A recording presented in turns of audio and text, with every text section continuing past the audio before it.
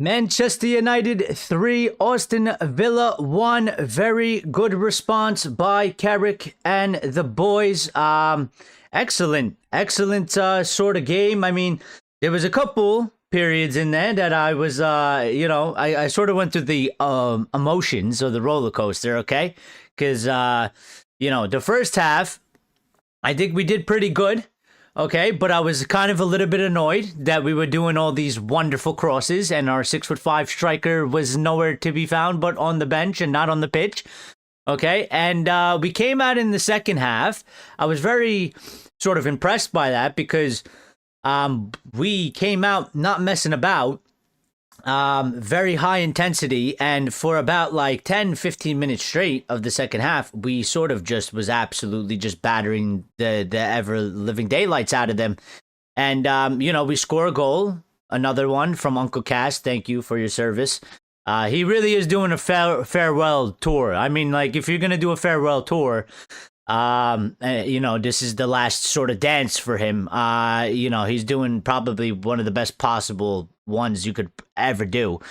And, we go up and I'm like, okay, I'm feeling it. And then we do what we probably do a little bit too often, which is we sort of drop off a little bit. We didn't really keep up that intensity. We allowed Villa to get sort of back up in the game. I mean, it's going to happen. They go down a goal. They're going to push. But, like, I just felt like we dropped off. They pushed. They end up scoring a goal. And I'm like, here we go. We only kept the lead for 11 minutes. I'm like, and it's bloody Ross Barkley. And I'm like, how do we let Ross Barkley score on us, okay? The guy's washed, all right? And then I'm like, I don't know how this game is going to go anymore because I felt like, we take the lead, we're going to go push on. And it went a little bit back and forth, but we did sort of re-find and regain what we were doing at the start of the second half. We went on, and that goal, I mean, beautiful pass by Bruno, okay? And Bruno, at first, and Bruno made the run, and they didn't give him the ball, and I was absolutely furious because this is the things that I talk about. That run from Mbeumo, that ball, I wanted sent to him, okay? But they made up for it because Cunha makes a run, and Bruno sends it to him, and it was direct, and it was exactly what I've been asking for. I want. Just break the lines, make a run through, no pissing about, no waiting about, no fucking, taking our time. And, just there was space. He made a run. We hit the lane. Okay. He picked up the ball, he dribbled, and it was a beautiful finish. Beautiful finish. It was quick. It was exactly what I want to see because I think we can do it. We just don't do it enough. And when we do it, we are very, very dangerous. And we are just a so much better team. And we managed to score goals out of it, okay? And then, of course, okay? Of course, our striker, okay? And we have, this kid is he's a real striker, yeah? Like, he's got the striker's touch, the striker's finish touch, okay? He comes off the bench, and I'm sitting there, and I'm looking at, and I'm, Michael Carrick's having sort of a bit of a lengthy conversation with him before he actually comes onto the pitch, and I'm like, I don't know what he's telling him, but I was like, I said to myself, I was like, I guarantee he comes on and scores a goal. I was like, I had no clue what he's talking. I have no clue what Carrick's telling him, but I'm like, I bet she's telling him something good, and I was like, I bet she comes on and scores a goal. And he manages to do so. He wasn't on for long. Sure, it took a deflection, but this is, strikers score goals like that all the time. Okay, it's about shooting your shot. Don't matter how it goes into the back of the net.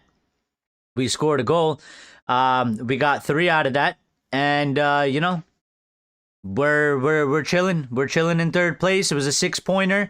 We needed a response after Newcastle. And I'll take this every day of the week. It wasn't absolutely perfect. Okay. It wasn't absolutely, we 100% dominated them, but coming off of the loss, all right, coming off of losing to 10-men Newcastle and sort of that performance, okay, and we were out. I think it's been like 11 days, yeah. So we come back, and everybody was sort of wondering. Well, it's been going pretty well for Michael Carrick.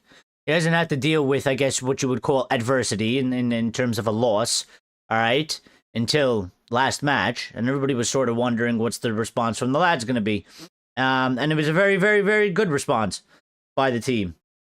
And everybody included. So, Brown Knight says, what did I miss? And Chad says, Casemiro touch map is crazy for his age. Super sub Sesko, yes. Yes.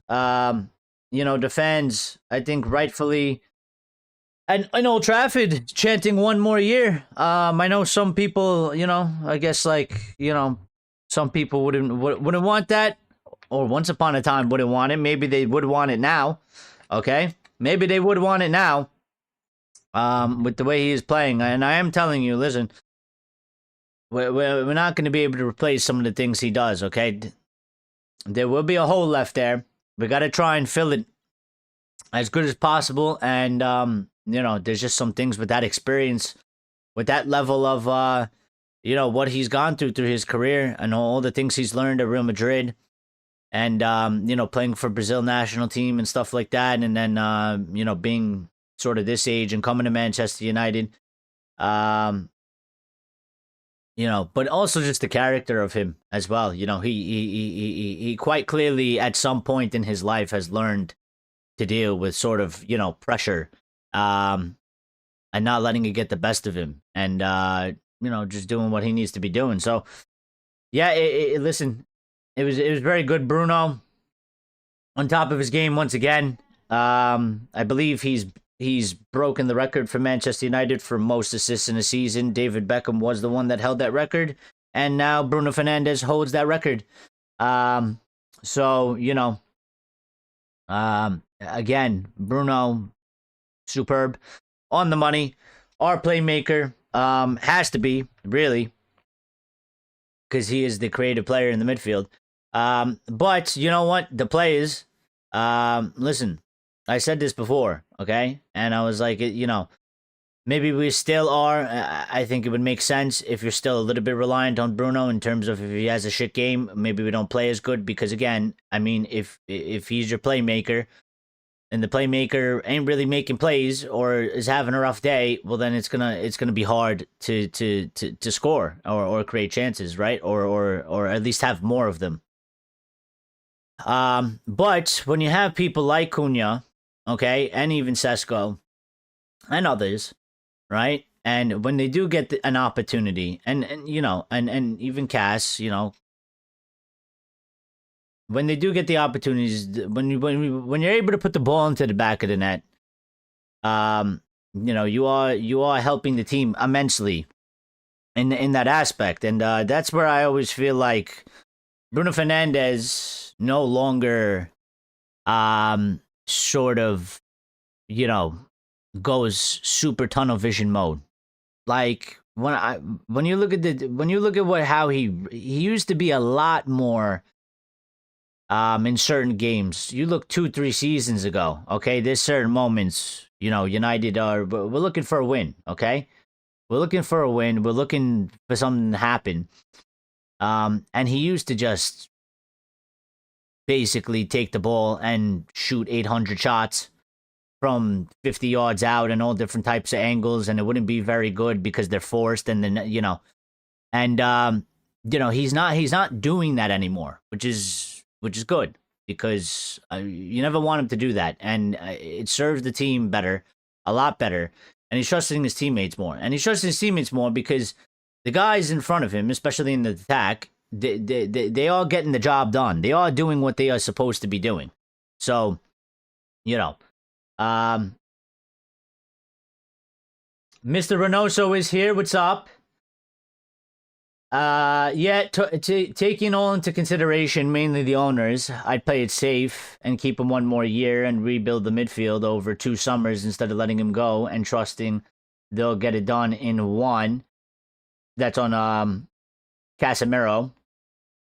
Lawrence is here as well. Says Cunha has been my player of 2026 with those crucial goals. Well, listen, Cunha has been a very good player. Okay, like very good signing, and very impactful.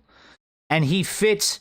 Listen, maybe the numbers need to be a little bit higher. Okay, if somebody wants to make that argument, I can understand.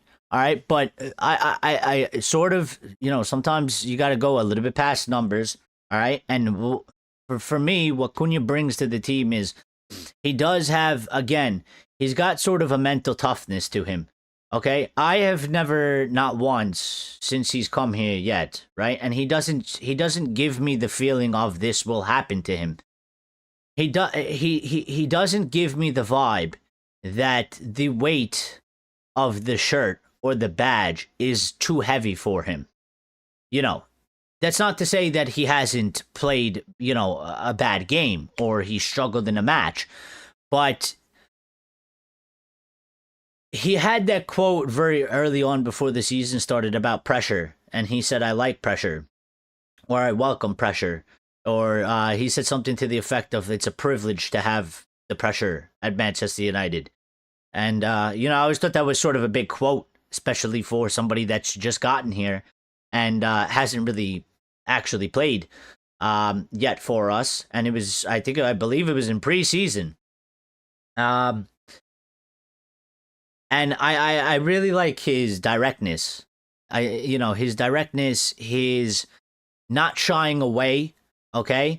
Sometimes it's annoyed me in the past, okay? Because sometimes it's just not his game and it's not coming off. And he likes to go, at players, but he's getting dispossessed of the ball and he's losing the ball. And, sometimes I feel like he needs to pass instead of trying to dribble through 2 or 3 players. But when he's having games like he did today, or even against Newcastle, because Newcastle, I thought it was quite impactful as well.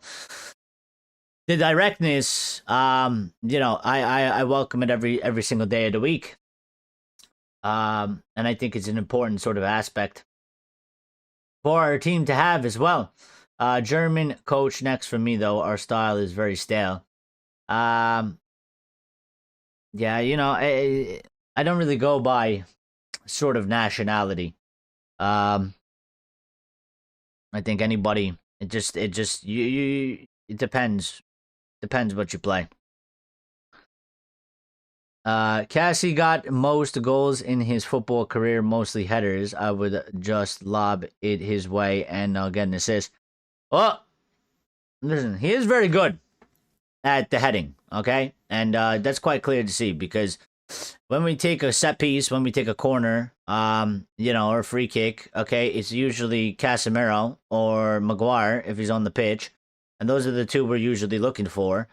And Casemiro, even though he's not necessarily the tallest when you compare him to like a Maguire or a Sesko, he does find the ball. He does get a head on to it quite often. So I'm not surprised that he's got most goals, mostly headers. He's a maverick. He's got lead singer energy. We need that. We definitely need that. And again, I like what Ineos has done with the attack. Okay, and maybe we got a little bit lucky in the fact of Liam Delap. I mean, listen, we would never know. Would we still have Benjamin Sesko? Would they have gone on to sign 2 strikers? Maybe they wouldn't have signed 2 10s, and maybe they would have signed. We could be here all day speculating, but what I will say is, I like what they did with the attack. You could tell it's improved immensely. Okay, you look at sort of the past seasons. Okay, and our output has definitely increased.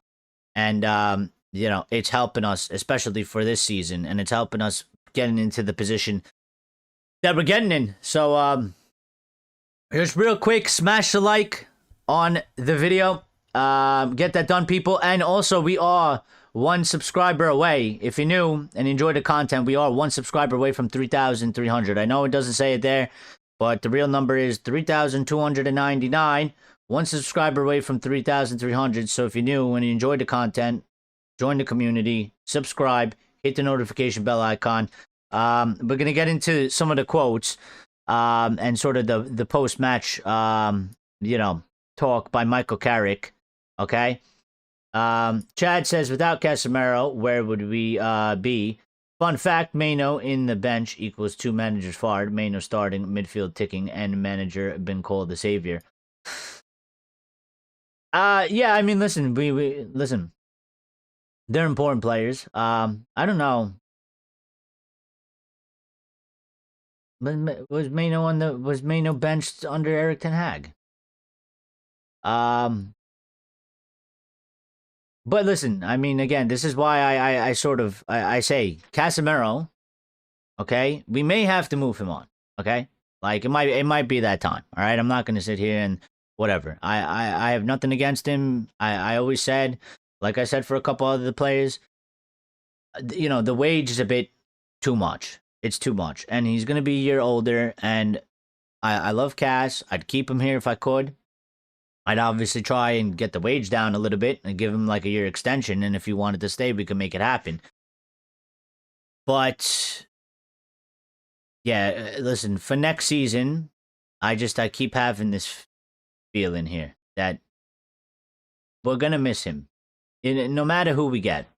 No matter who we get, we're not going to be able to fill a bit of the void, especially in the first season, especially in the first sort of transition in that period, okay? Because whoever we get, it's Elliot Anderson, Adam Moore, whatever, they might bring some different qualities and they might still be good. It doesn't mean that they're going to be terrible or have an awful season, but there is just going to be some things that they aren't Casemiro. They aren't Casemiro. So they're going to have to bring something different that's a positive, that sort of makes the blow on what they're lacking sort of, that they can't replicate that Casemiro has. For sure. Yeah, United fan base asking for Cass one more year. Okay. Wayne Rooney here saying Manchester United played with more energy in the second half. Bruno Fernandes, who was once again the man of the moment for United, made the difference. And, I'll say this as well, okay? With sort of the whole rebuild that we got to do in the midfield, okay? Bruno, he's got to stay for at least, another season or two or whatever it is. Because I don't think we can actually, I don't think, it wouldn't be good for us to lose Cass, lose Bruno, do a whole midfield rebuild in that sense, and have basically, 2 to 3 new center mids and then a new number 10. I don't think that would bode well for us, especially next season, going back into Champions League. We need to keep the stability. Carrick has brung stability, okay? He's brung stability. He's done a fantastic job. His record that he's got, the amount of points, where he's bringing us, how we're looking like we're going to finish the season. I mean, it's gone, way better than I expected. I thought he could do a job. I thought it might be a bit of a struggle. I had some doubts, not from his end, but from the squad's end, okay? And, he sort of kind of crushed those and quelled it. Obviously, we have more room for improvement, as we've seen against Newcastle and even in some parts of the game today, okay? Because I think Villa were a bit poor, and, we were maybe a bit fortunate, okay? They did play Europa League. I talked about this, and, that schedule, we've been there before. It's not an easy schedule. They did play a hard game. They were away from home. They did travel. Okay, that game was tough. It was 0-0 for a large part that they played. They scored a goal and won in the later stages of the second half, but maybe they were a bit tired from that, and we benefited from the freshness that we have because we had about 11 days off and we had a lot of time to work on things, recover, recoup, fix some things up. So Bruno don't play midfield. Bruno plays center attacking mid or center, whatever. center forward, center attacking mid. It's the same for me. Pretty much. Good win, says Ray. Okay performance. We also we do the same thing when we go up, then fall into defense mode and we concede. Yeah, I said that, and we got to work on that a little bit. You know, we do. We have to work on that a little bit. I mean, listen, it's sort of part of the natural game in a certain sense, in that, you know, when a team takes a lead, you expect the other team to, you know, come and put more pressure. So we always fully expect that. We need to do a little bit better in handling that, though, because we tend to do drop a little bit too much. Okay, and you know that goal that they scored on us to tie it up, that's it came from that, because we would the way we started the second half. I mean, we were like, if we did that throughout the whole second half, I would you know, I'd be like, you know, I was oozing from when we kicked it off. I was a little bit in shock, to be quite honest, because I didn't think that we were going to come out to that sort of level. I mean, we needed it, okay? And, you know, good thing that they did it. But we were like, everybody was on point. The touches, the passing, the intensity, the tackling. You know, we really came out there trying to, essentially, put it bluntly, kill them, which is what I want to see from the team. You know, I want this to be sort of ruthless killers. And sometimes we tend to fall into a bit of a soft spot. So but I think that thing comes with time as well. I think that's something that we have to work on as we continue forward, developing. I think Carrick's done sort of a good job at fixing that aspect, because, you know, under Ruben and even under Ten Hag at times, we were, you know, a bit toothless, and we've seen it a little bit under Carrick as well. So it's to me, that aspect is like we're battling with ourselves and we're trying to sort of overcome that aspect. And I think, you know, we got to just chip away at it little by little and build it slowly over time. Obviously, you know, one of the big issues is, you know, is Carrick going to be the main guy, and is he going to be able to sort of continue what he's sort of built, or is in the middle of sort of building, or is there going to be a change of manager? Because with the change of manager, okay, it could be positive. You know, he could maybe potentially, you know, somebody else comes in and could potentially build on what Carrick's laid here. But we could also lose it, which is a bit of a concern. Because, again, different guy, different ideas, different methods, different ways of doing things. And, you know, it's a bit of the unknown. It's a bit of the unknown in that aspect. So, Bruno needs 4 more assists in the remaining 8 games to break the Premier League all-time record of 20, currently held by Thierry Henry and Kevin De Bruyne. If he bags 1 assist per game, he's hitting 25, says Brown Knight. I think he'll get that easy. With the way he's getting assists, I think he'll break that easy. So I mean, he has been you know, really good this season. And again, I think, listen, I'm pretty sure he doesn't have as many goals as maybe he's had in some other seasons, but the assists, and this is what I'm talking about. Like, you could see it. He trusts his teammates a lot more. He trusts his attacking players a lot more, and the squad is benefiting, and the attacking players are getting the job done as well. You know, so credit to them, credit to him. And we need to keep that attack. We need to keep this, because whatever we're doing this season, obviously we're going to look for them to take up, you know, another step or two for next season. We're going to need them, you know, Champions League and whatnot and all that. And we're going to, obviously, we're going to want to either replicate or improve, you know, sort of the standing in the Premier League as well. You know, we actually want to, you know, many people are saying, you know, if we had Carrick or if we sacked Ruben earlier, maybe we would have actually been in some sort of a, you know, actual Premier League title charge. And maybe, I mean, it's still a bit unknown, but based off of, you know, what we've seen and the results we've gotten, you know, it could very well be. So, I mean, if he's here, if Carrick stays, okay, and he gets the job, you know, we'll be looking for that. And again, to me, it's just like, keep the attack. Okay, maybe, you know, I don't know what happens with the Mount. All right, but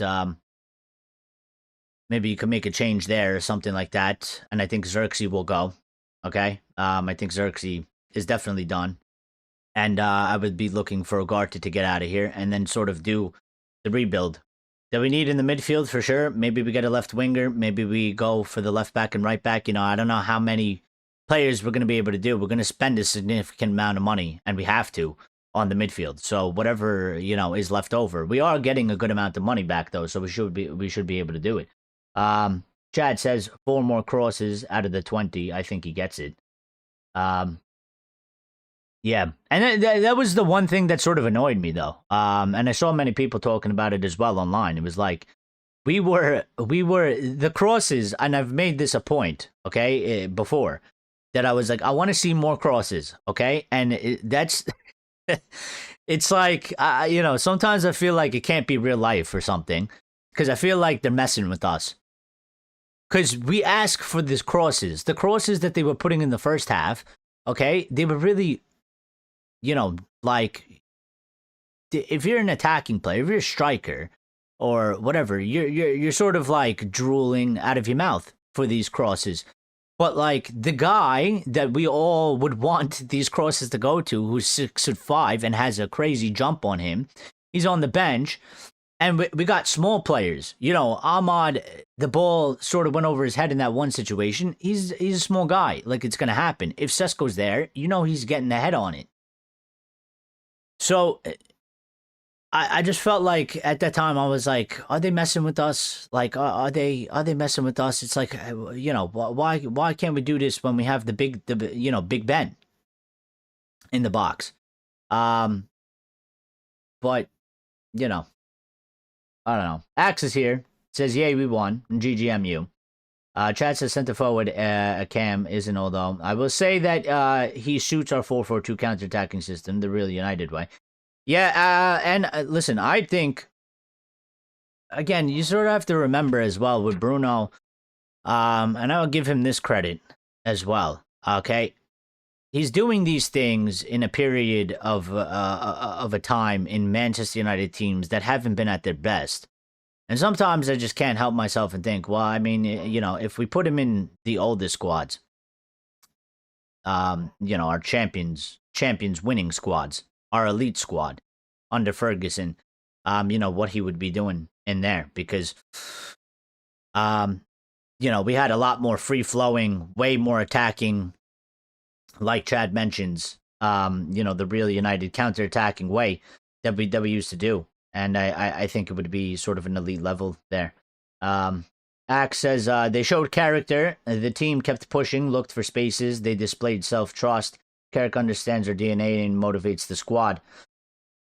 Yeah, I think, listen, they've fully bought into Michael Carrick, and I think he's done a very good job in sort of getting the message across, okay, and communicating with the players and getting them to buy in. And, you know, again, we don't really know to the full extent of what he's telling them on a day-to-day basis, but whatever it is, it's definitely worked.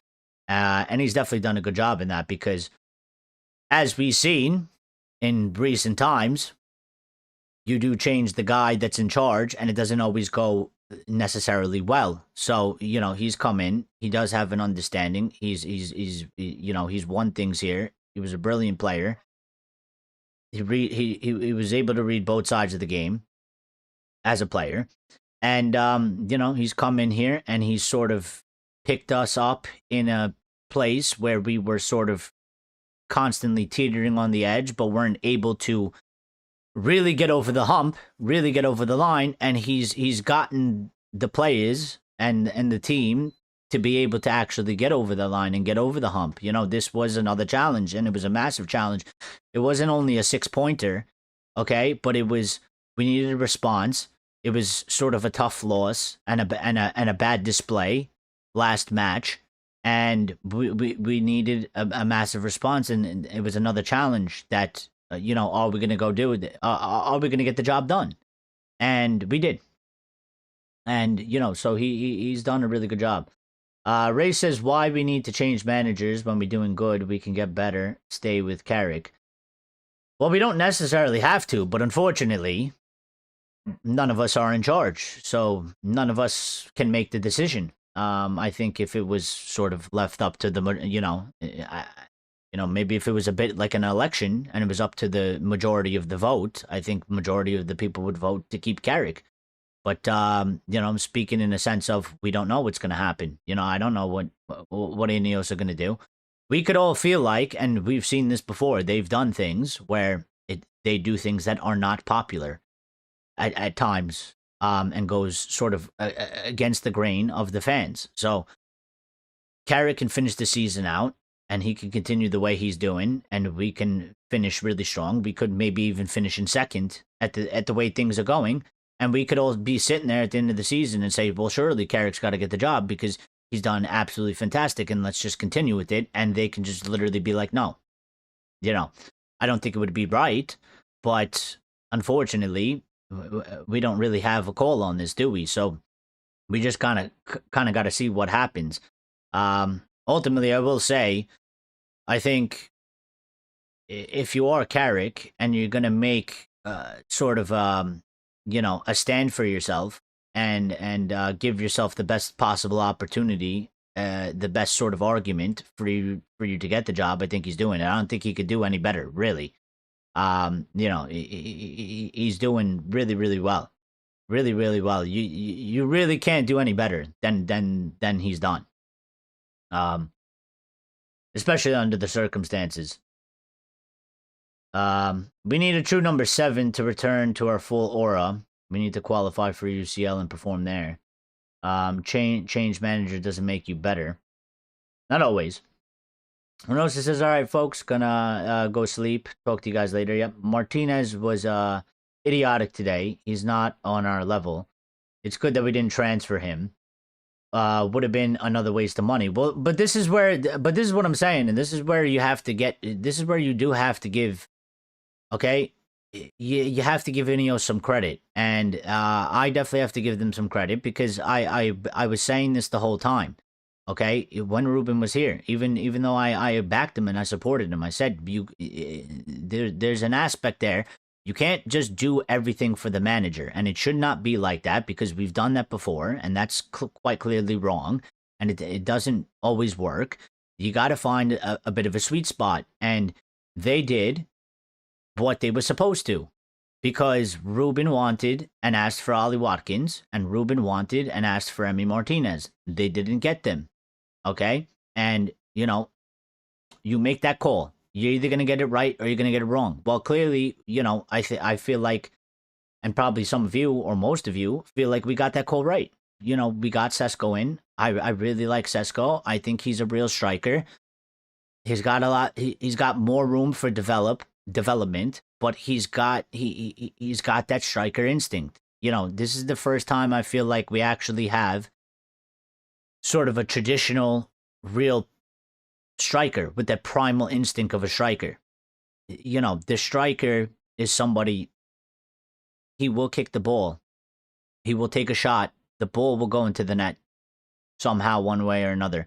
I think he's gotten into double digits this season, and this is his first season. And basically, to get double digits with the way he started the season, okay, he was injured as well, and we lost him for a few weeks and a few matches. And to get into double digits in your first season, coming from the Bundesliga, it's gone very, very well for the money we paid for him as well. And I'm very happy with him, very confident in him.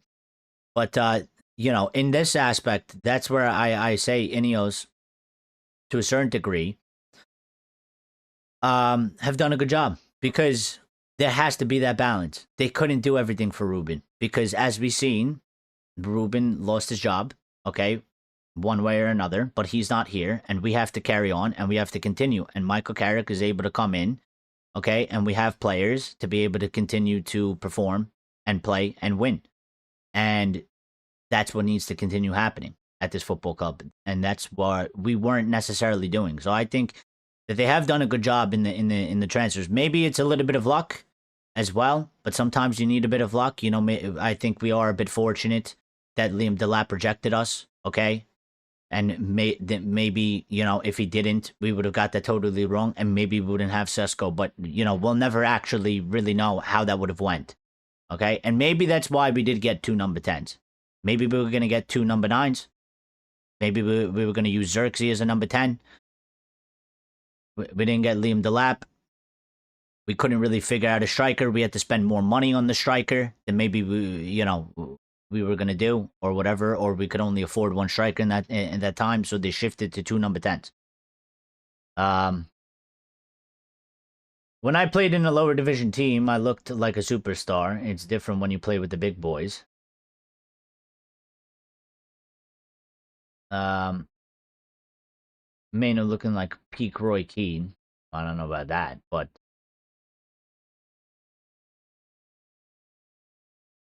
not trusting Amorim and not agreeing with his transfer strategy isn't worth appreciating. It's basic football understanding. It took 30 minutes to read him. No normal ownership would have agreed. Yeah, but I don't agree with that take, because that doesn't matter. Like, they brought him in.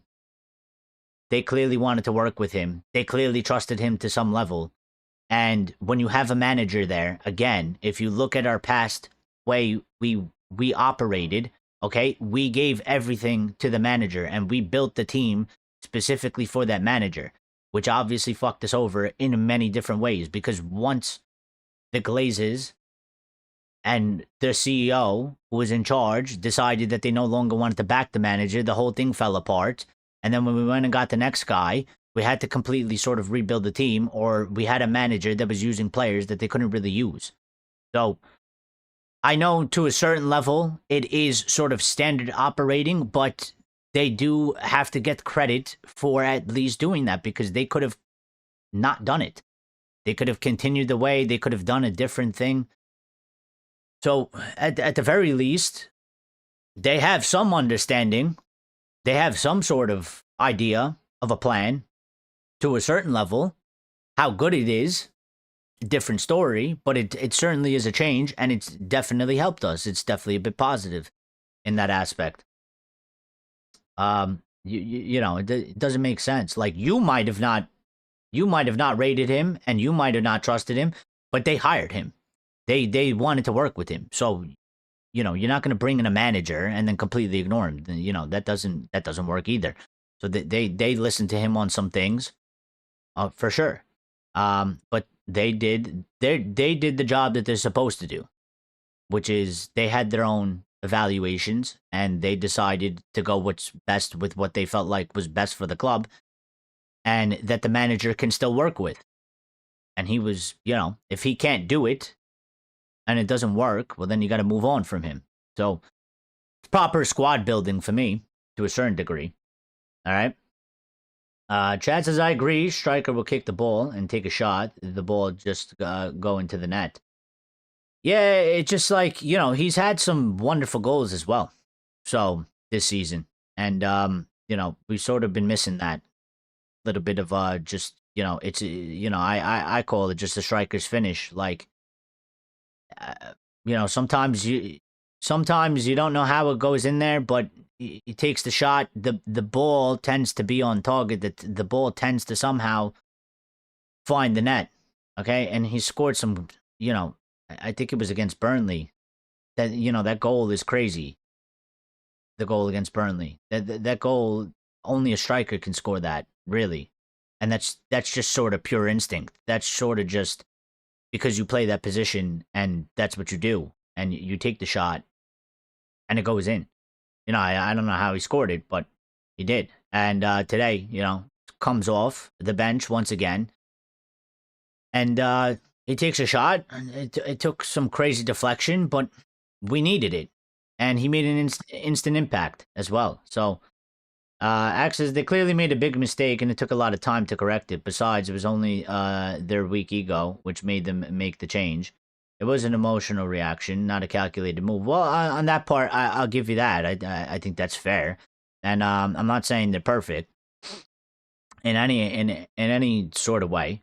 And they do, we've criticized them for that as for sure. And they deserve it as well, because so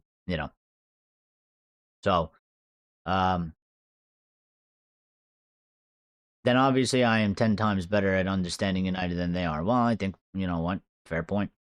Um, they got a lot of they probably still have a lot of learning to do if they're going to be successful here. Okay.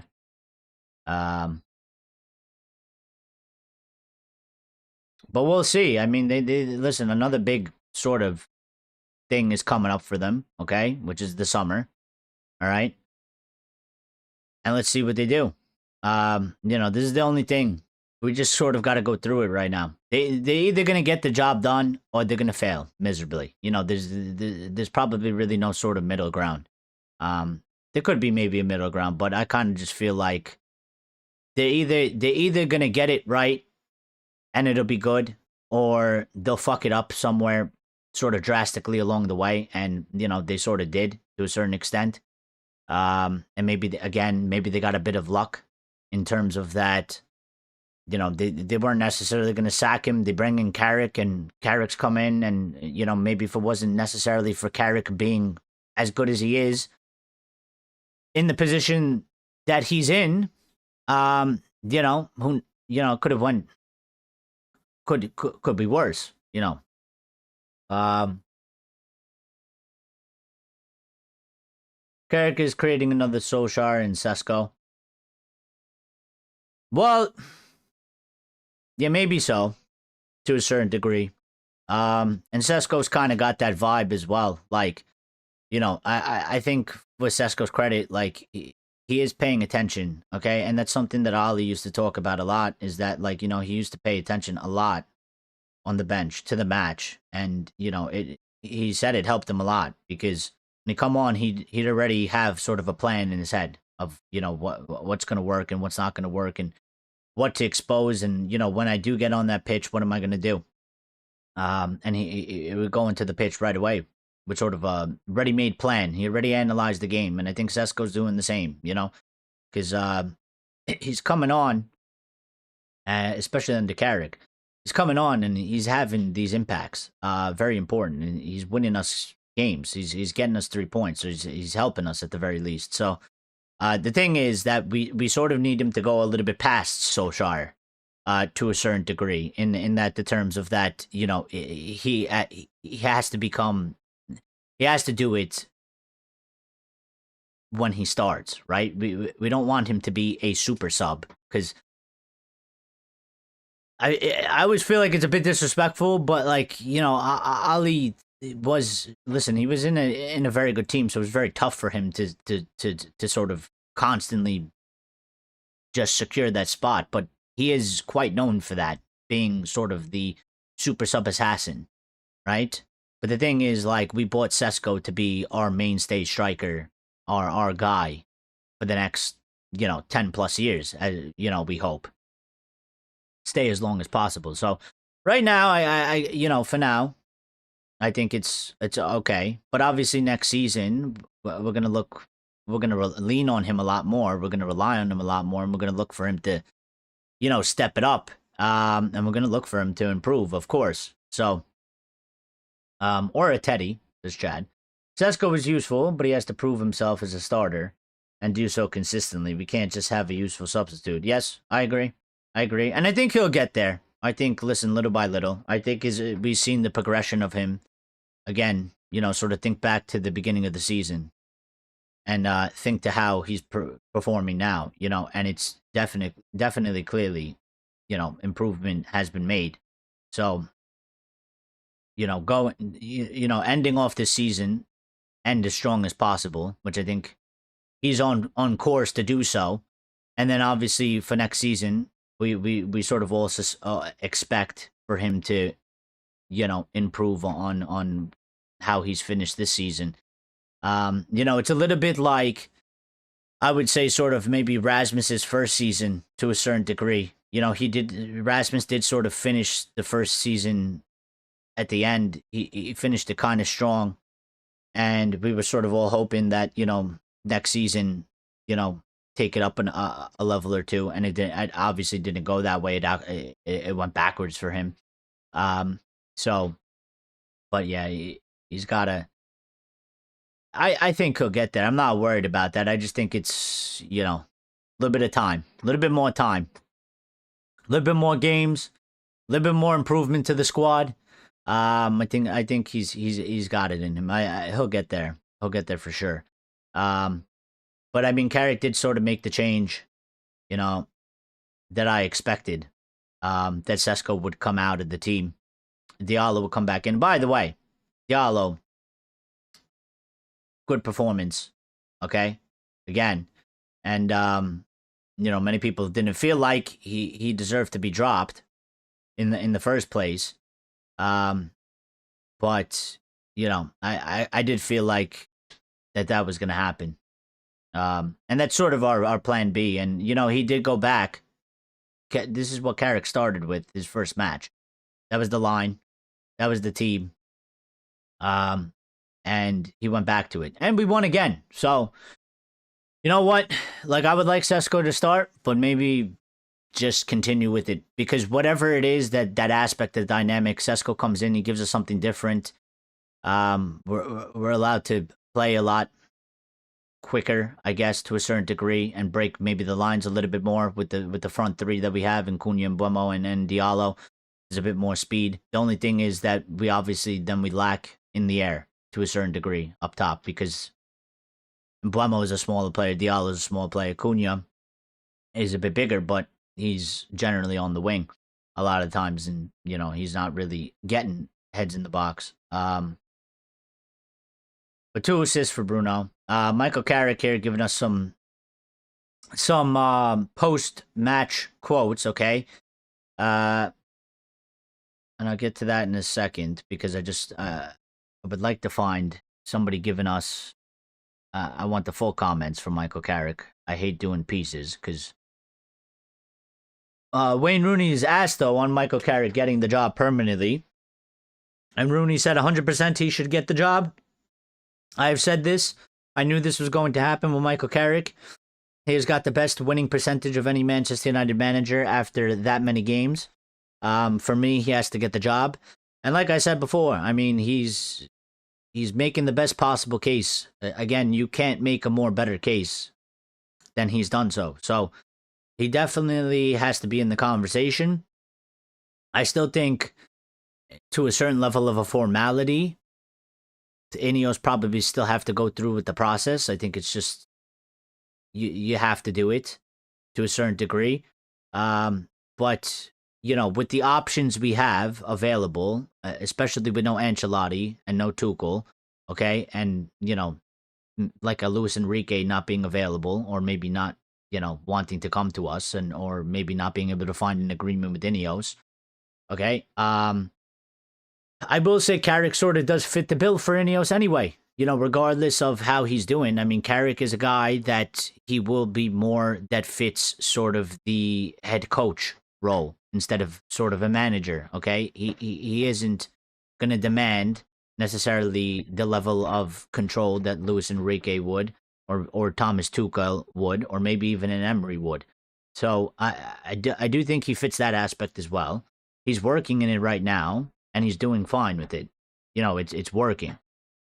So, I also did see a story the other day, and I don't know how true it is, but I think it was yesterday, that Carrick has supposedly submitted, some sort of a list of players that he would like for the summer. So, I mean, if that's true, well, then they obviously are definitely strongly considering him and taking it into account, and that's definitely an option. I think they're still sort of leaving it open. Maybe they've already made the decision. I mean, without us knowing, without them calling it, and maybe they are definitely leaning very heavily towards Carrick, but they just haven't announced anything because they said they would let it go till the end of the season. And as we've seen before, I mean, listen, decision with Casemiro was made months before we knew it, and nobody knew it, and that never leaked, and Casemiro sort of announced it, and we had no idea. So, could be the same thing, could be something similar. So, when Carrick got in, he didn't make no one a scapegoat like previous managers.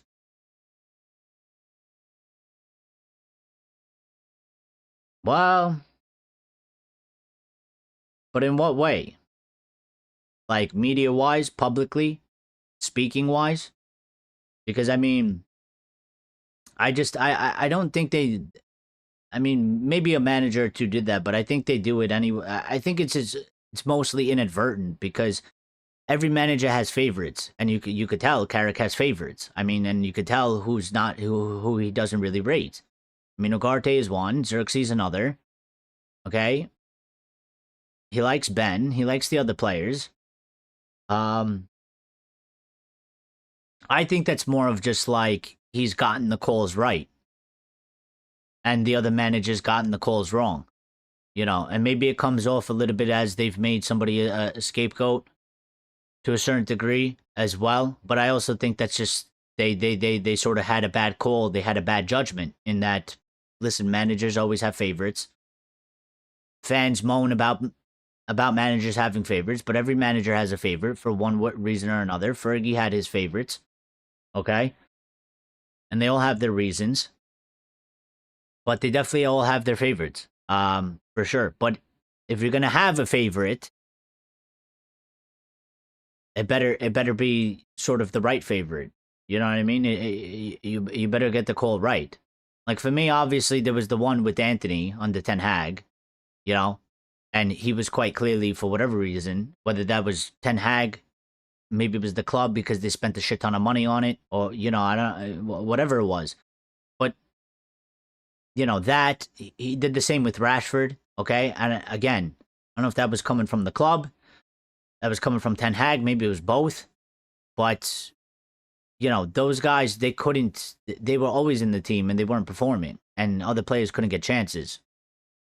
Why is that?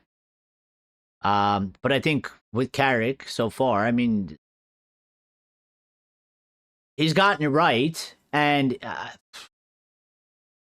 it's not, I don't think it's that difficult anyway, because again, I mean, listen, I never liked Bruno playing where Bruno was playing under Ruben, but I always said, he's the manager. He's got to make his call, and I will back it because you either got to get it right or you got to get it wrong, and I leave room for them to do that.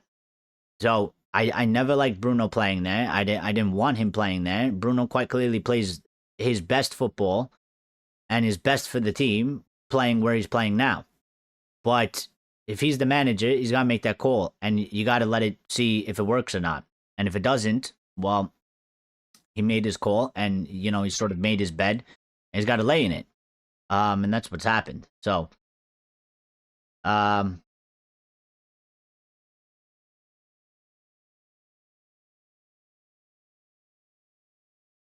okay, real quick, can I get the quotes?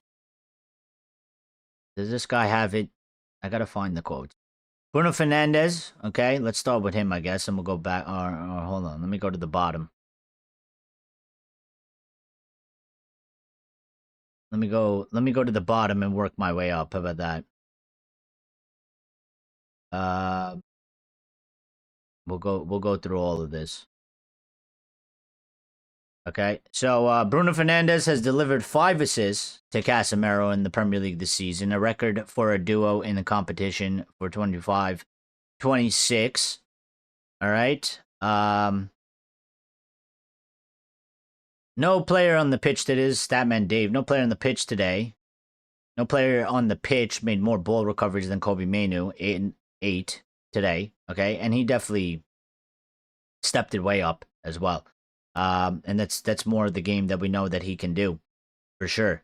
And I think with Kobe, listen, like, I don't know, some people, they tend to criticize him a little bit more harshly, I guess. Listen, we all seen sort of, for his age and what he is right now, we've seen sort of the highs that he could hit. We've also seen some of the lows. Okay, but I just think I don't get too critical with this kid. You know, I know what it is with some of the fan base, but I just sort of view it as normal. He's still a young guy. There's a lot still for him to improve in his game, and I don't really expect him to be. I mean, some people talk about him in the manner of that, like, like they act like he's 27 and he's in his prime and he should be delivering 8 out of 10 performances every single game.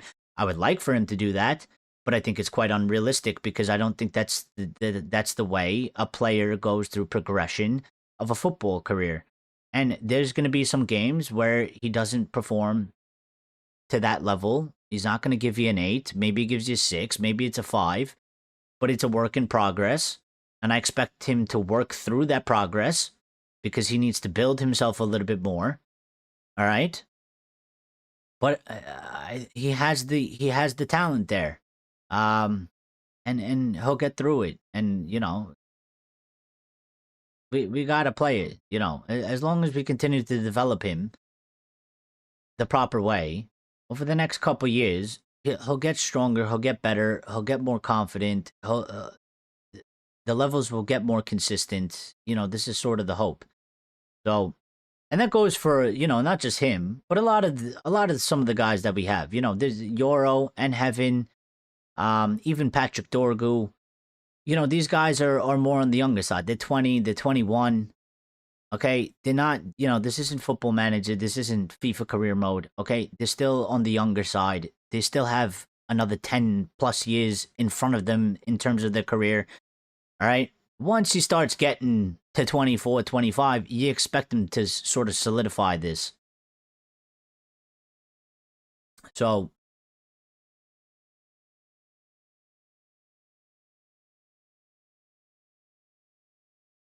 X, I'm not doing this again. Mano is growing. People should stop the pressure as if CR7 was brilliant from the beginning. Well, the problem is, Axe, I think it's just today's time. I think it's just today's time. All right, CR7 came in. It was a different period, and a different era, certainly to now. And you look in today's time. I mean, it's not just with us, and it's not just our team. It's all over the place. Okay, everybody looks at these young players, and I don't know what it is. I don't know if it's video games. I don't know if Ronaldo and Messi sort of ruined it for everybody else. Maybe Mbappe to a certain degree, but everybody just they see a kid that's like 19, 20. They see a bit of something special about them in them. And then they expect him to be, just sensational 24/7, 365. And it just doesn't work like that. It's so totally unrealistic. Obviously, you expect them to perform well. You want them to have good games. They got to keep a certain level of a standard and certain level of performance. But there's a lot of overreaction. They have a bad game and people start going crazy, and it just, it's total overreaction. Lyle is here. Says, hey, Eric and all you res. What's up, Lyle? Everything he does in is classic. Gotta love Mano. Vintage with that shirt always tucked in. Yeah, I mean, we love him. We love him. We love him. And, I listen, I was in the sort of the weird thing. Like, again, my philosophy, if a manager decides that you're not going to play him, then you're not going to play him or you're not going to pick him. It is what it is. But I never asked for him to leave. And I was actually very mad that Paul Scholes and others said that he should leave the football club. I never believed that. Never believed that, and never asked for that. Because I know how good he is. And also, he's young. And it's sort of a bit of trials and tribulations. But, again, this is football. That manager's gone. He's still here. He's in the team. He's back playing. He's been playing good. Then everything's okay. Elias says, glad we got 3 points. Wasn't super perfect, especially the spell where we conceded, but there was a solid showing that helped a ton. Good win and a good weekend. Yeah. And that's what I'm saying. Like, it is just, it's a work in progress in that point. To get to the place where people say, where we can come out and not have to say it wasn't super perfect. That aspect's going to take time. And I do this all the time. And people get very angry at me for doing it, but I do it because I think I think one, it's a good example to look at, okay, and in terms of the process of how things go. Obviously, maybe we won't want it to take 6 years. It didn't necessarily take 6 years, but I do look at Arsenal and I do look at Arteta, okay, because when he took over that team, the first 2 seasons, they were crap. Okay? But he built it out. And the third season, they hit the ground running. And from the third season, they've been, when you compare them to themselves, they definitely went up levels. And now they're at a point where they're going to go to win the league. I think it's over. Okay? I think they've won it. They're not going to bottle it from here. I don't expect them to do that anymore. I think they've secured it, okay? Because I think City has bottled it and bottled any chances. So I look at sort of the same thing. Right now there's a lot of potential groundwork that we have, and we've made some very good improvements. We have more levels to go up. We need to keep some sort of level of consistency. We got to make a decision here, okay? With Carrick. And, part of me, a large part of me says, well, he's done a very good job. We have something very positive. I've always asked for sort of a base, okay, a layer of like a solid foundation. I feel like he's gotten a good aspect of that. Okay, there's a bit more work to do there, but I do feel like it's there. There's some element there. I don't necessarily want to sort of rip that up and start over again. And I have no problem going along with Carrick. But I think, again, the club need to make it quite clear, and they need to, Jim, Omar, and Jason Wilcox, they need to have some balls, okay? They need to come out, and they need to set the direction a little bit more clear. And they got to come out and they got to say, listen. And maybe they could still double down, but I think it'd be a little bit unfair on Carrick, because I think if you're going to start this process, which he's already doing right now, but again, he is a guy that I look a little bit like Arteta. Okay, he's not a Tuchel. He's not he's not an Ancelotti. He hasn't won league titles. He hasn't managed the team in the Champions League. He's played in it. He understands our football club, and maybe it's a bit of a different aspect, but being this young, sort of lesser experienced manager, okay, they set this thing to win the title by 2028. I don't know if we can necessarily do that, but by 2028, we should be in a, we can be in a very, very strong position where we are actually very highly competitive on all fronts. I don't think we'll be able to win it by that time that they initially set. So I think they have to come out and sort of reset that a little bit and be like, listen, we said what we said. We did what we did. It didn't necessarily go away. We've corrected course a little bit, okay? We've pivoted a little bit, and we're going and heading in this direction. And just make it very clear at what we're going to do.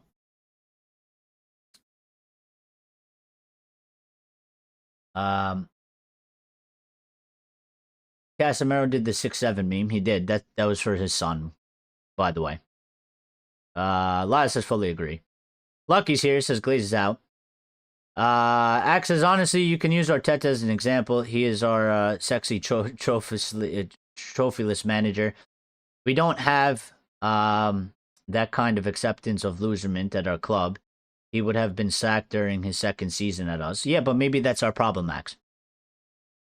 But maybe that's our problem. But maybe that's part of the problem. Maybe that's part of the problem. Because maybe I think there's been an aspect where we've been cutting. We've been cutting and running from projects, and we're not trying to, I feel like there's been a lot of moments through different managers where, and I think part of it could be the manager, but I also think part of it is definitely from the football club. And we hit a period of turbulence or whatever it is, whatever you want to call it, and we get scared, we put our tails between our legs, and we run away, okay? And we don't actually try to push through it. And we keep chopping and starting over again. We keep cutting We keep breaking everything that we were doing in a 1-2 period. We say it's not going to work. And then we go and do something else.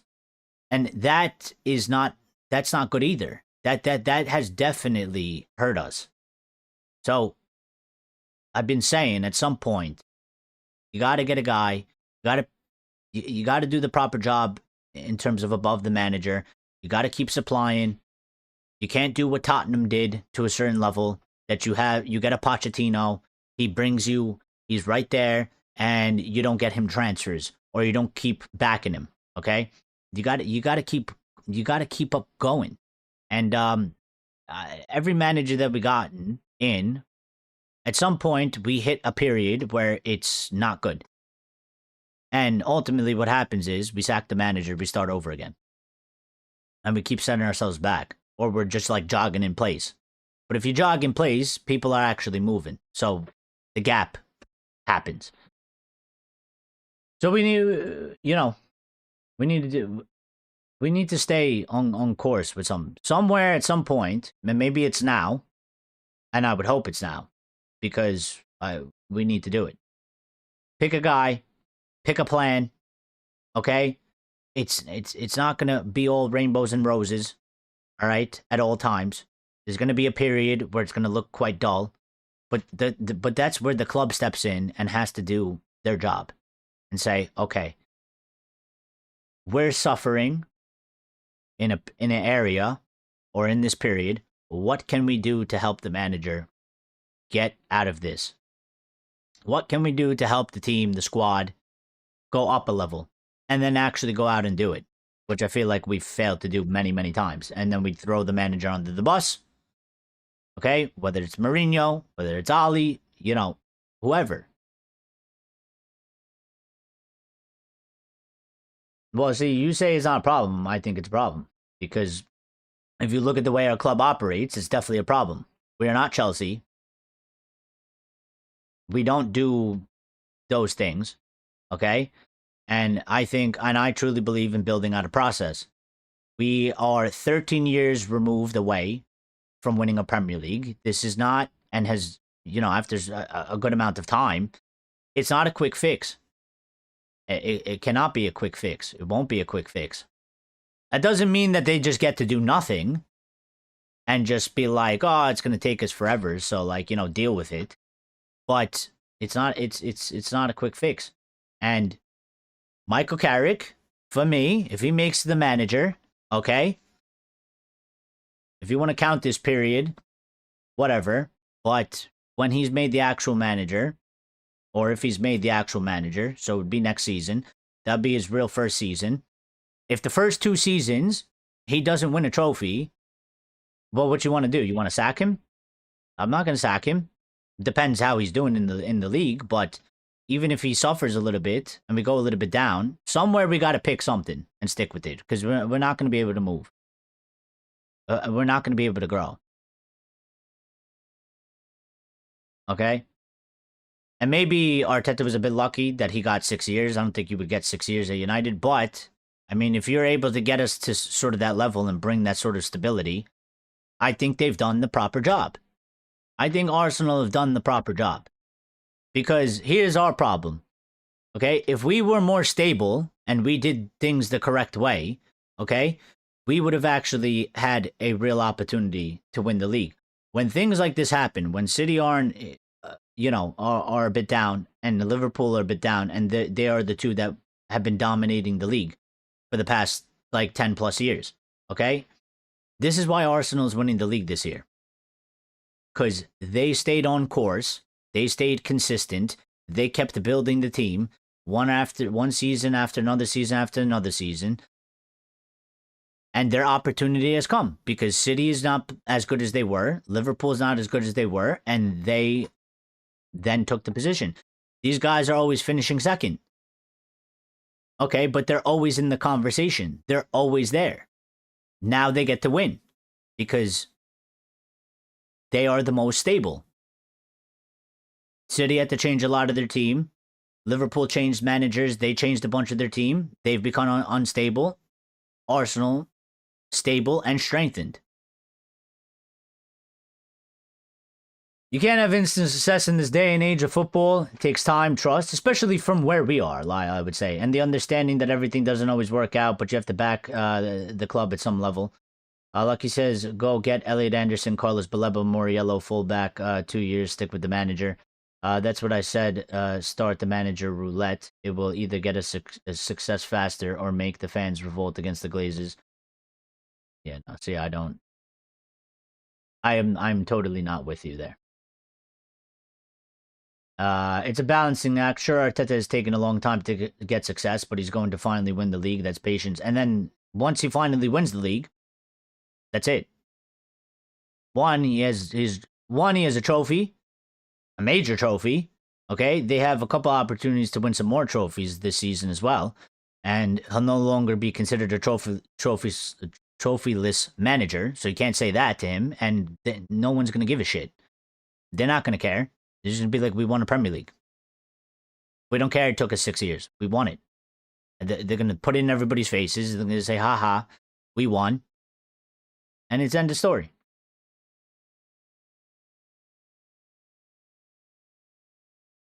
The moment Ander Herrera left, I knew these people are useless.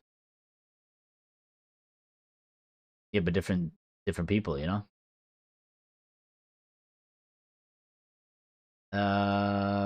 I wish you all the best. Maybe you'll have a great week and hopefully a good win on Friday, GGMU. Yep. See you later, Axe. Be good. Enjoy. Real quick, okay? And if you smash the like button, thank you. Greatly appreciated. Massive help to the channel. So thank you for doing that. And, oh, by the way, look. Oh, wrong side. I always do it.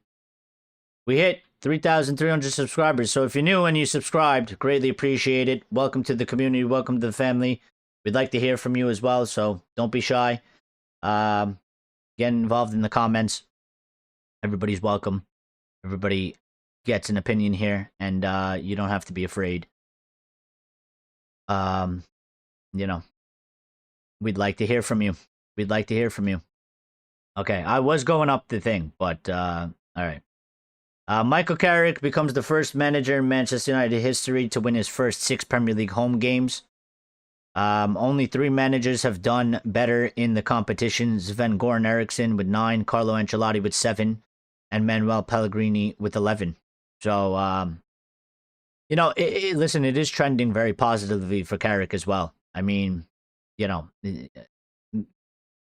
I don't maybe like to bite in to these sort of statistics or records, so to speak, too much, because I think there's other factors, but I think it does have sort of a bit of an indication. Listen, when you have a manager like Ruben, for example, and some others before him that are breaking sort of the bad records, as you would say, and you know, everything's a bit negative, and then that's negative as well, and it sort of gives you an indication of where we are. And then, you know, you have somebody like Carrick, and we're performing the way we are, and then he's breaking sort of records like this, or, you know, doing good things like that. You know, it is a very good indication in terms of where it's trending and how it's going. Bruno Fernandes said we needed to win as we didn't get the 3 points last game. I still think we can do much better. We can do much better. We can do much better. We need to do much better. Again, I think work in progress, and it'll take more time. And if Carrick stays around, I expect it to come. You know, progression. As we always say. All right. And I don't know. So I think some people out there understand it, and some people misinterpret it. Okay, progression is not that. Okay, progression is always a bit like the stock market. It goes up, it goes down, it goes up, it goes down. If you look over a 5-10 year period, it does go up, and it is constantly always going up. But it's in terms of over a long period. But it's not from a day to day, a week to week, or maybe a month to month basis. It's not just a straight shoot. Okay, so you will go up, you will go a little bit down, then you look to go back up, and I think that's what will happen. I love Arsenal project. Who cares? It takes 6 years. Well, I think we would like to do it a little bit before 6 years, right? I mean, if it takes 6 years, ultimately it takes 6 years. At the end of the 6 years, if we win it, no one's really going to give a shit that it took 6 years, right? Like if it takes 6 years for us to do it and we win it, once we win it, nobody's going to give a crap anymore. That's sort of the whole point that I'm trying to make. Like nobody's going to give a shit that it took 6 years. Because we'll have the thing in our hand. We'll have accomplished what we wanted to do. So nobody's going to give a crap about 6 years anymore. We're just going to be like, we won the fucking title. We are champions. We're fucking back. That's it.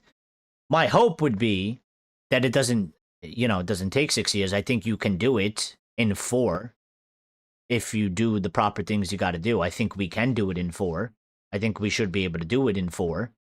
And I think by at least the 3rd season, we should be like right there. I think 3rd, I always look at it as that would be a season where we actually, it goes sort of down to the wire, but we just, couldn't really get over the hump in that stance. And then the next season, we would look to obviously actually take that step.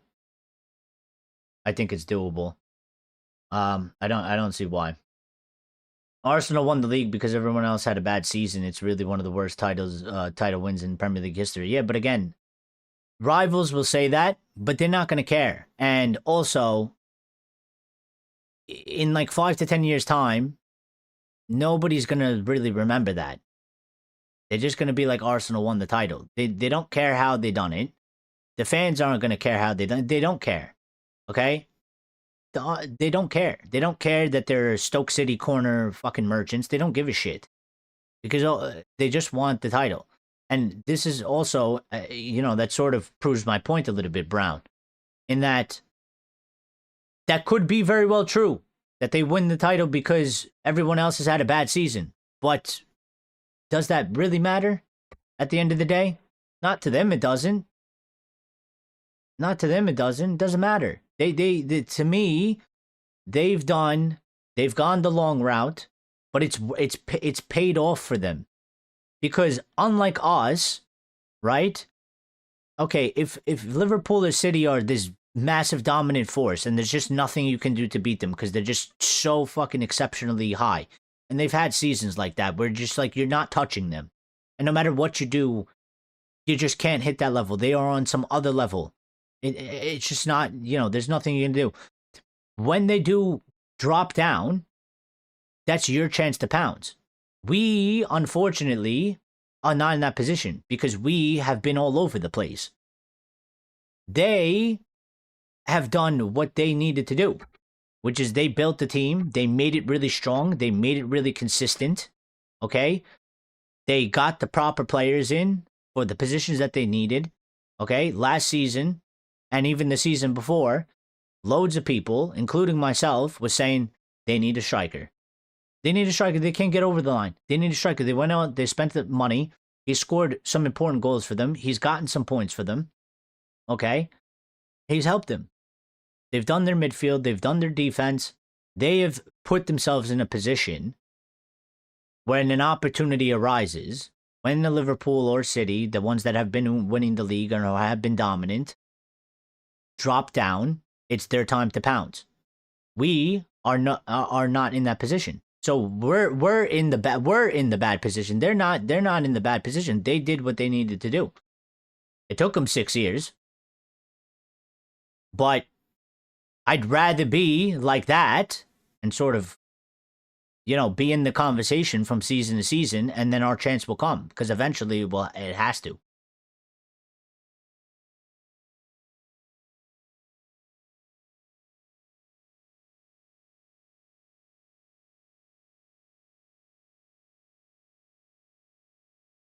I'm sorry, but we need to be real about Carrick's ability as a manager. We can't ignore that our performances dip when we play 2 games a week next season. We will play 2 games a week, and he will struggle. I don't know about that, though. I don't know if that's just on Carrick. I think that's the squad. So, I sort of look at this is what I'm saying. The summer, this is where the hierarchy come into play. Okay? Because they're the ones that are ultimately, you're giving the tools to the manager.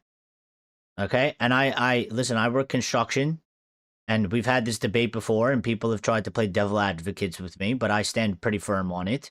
Okay, if I'm doing a construction job and I'm a worker, okay, the company that wants me to do the construction job, all right, what materials and what tools are you providing me with? Because I could probably do the job, but it depends to what level. If you're giving me shitty tools and shitty material, or you're giving me half the material and half the tools, I could do something with it. But if you want it to be the best thing you've ever seen, well, you're asking me to do miracles. And most likely it ain't gonna happen, because I ain't a miracle worker. I don't think the managers are necessarily miracle workers. They need the tools. So I look at it the same. Like, our hierarchy are contractors. Okay, they want Carrick to do a job. They want him to do a construction job. Okay, well, if you don't get him the tools, which is the players,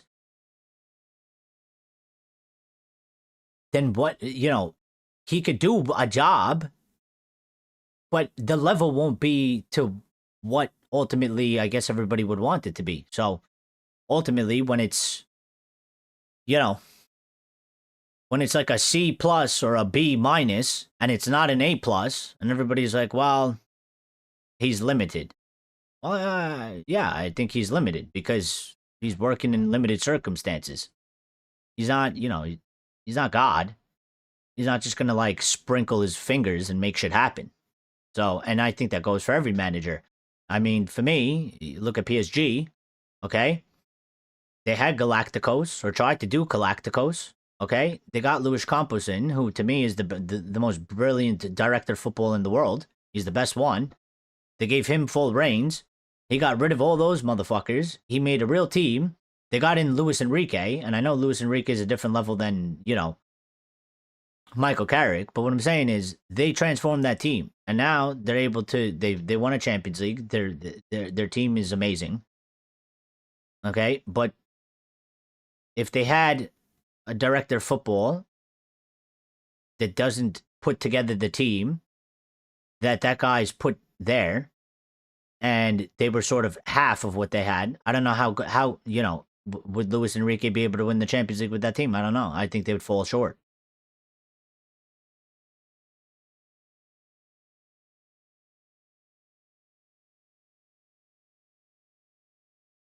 Yeah, see, I don't agree with that, Brown, either. Don't fall into that trap, okay?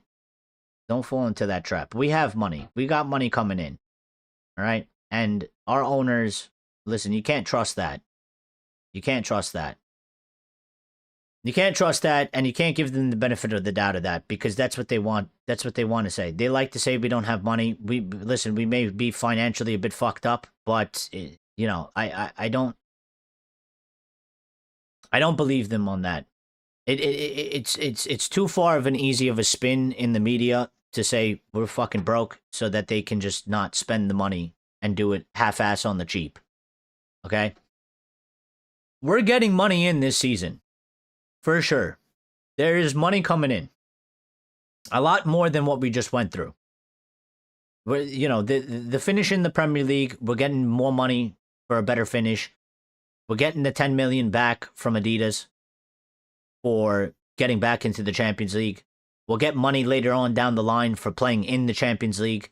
Okay, so not only are we going to get money in the immediate, we're going to get money that's going to go into next season as well. We're getting money from Rashford. Okay, we're getting money from Rasmus. Casemiro's going. We're freeing up his wages.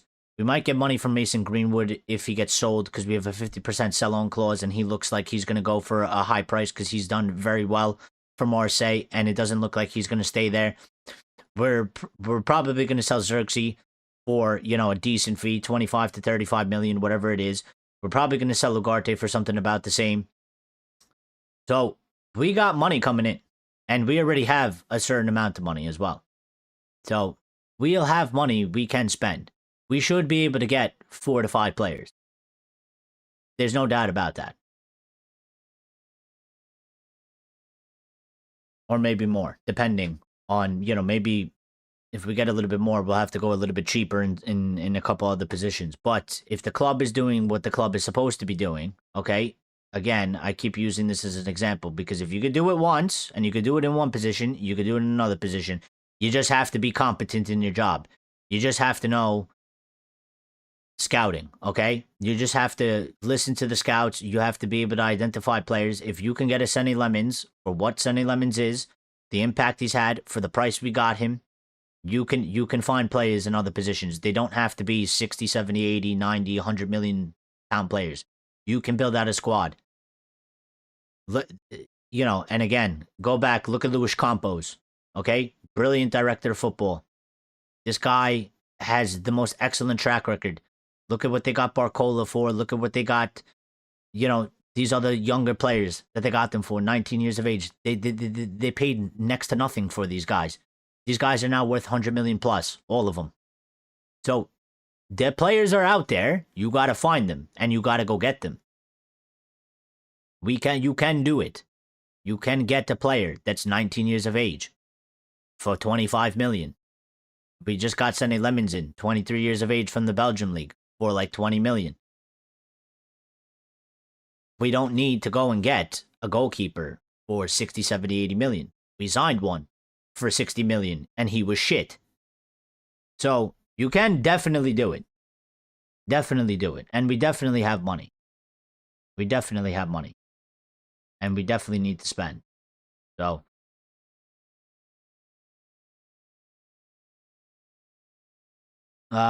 Carrick said shit. Carrick said Bruno Fernandes is not a player we want to lose. He is important to us. Well, not yes, obviously. Carrick on Lenny Yoro. I was impressed by Lenny. He's still so young. For a centre back his age to play in this league for a club like that, it takes a lot of composure, great understanding of the game.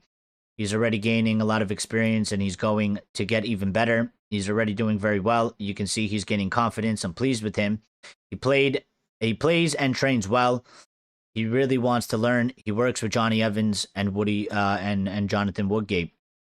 And that's also, I find, an interesting sort of aspect as well. I mean, Lenny, I think we like Lenny. We like Heaven for sure. And there's a lot of people that say they rate Heaven more than Lenny. But I find that an interesting aspect that Carrick has come in and he's quite clearly he favors Lenny over Aiden Heaven because he's gotten the call.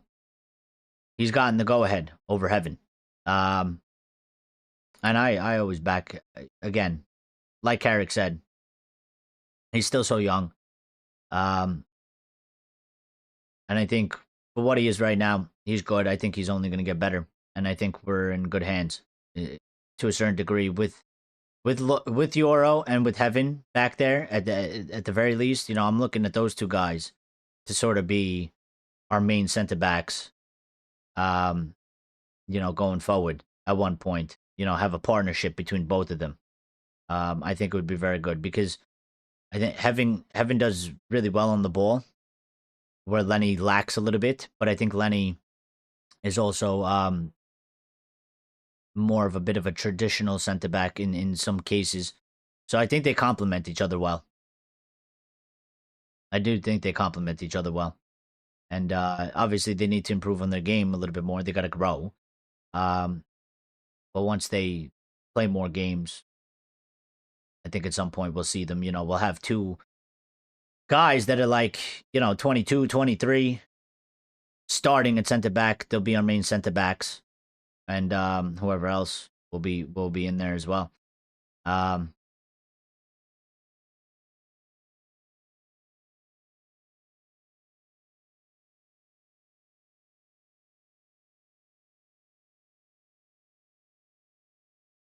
Yes, Bruno Fernandes broke the record for most assists in a single Premier League season by any MUFC player. He got 16. David Beckham held that record. I think it was 14 or 15. And Bruno now holds that. And will go down in the record books for that. And I'm sure for some other things by the time his career is over here at Manchester United. So,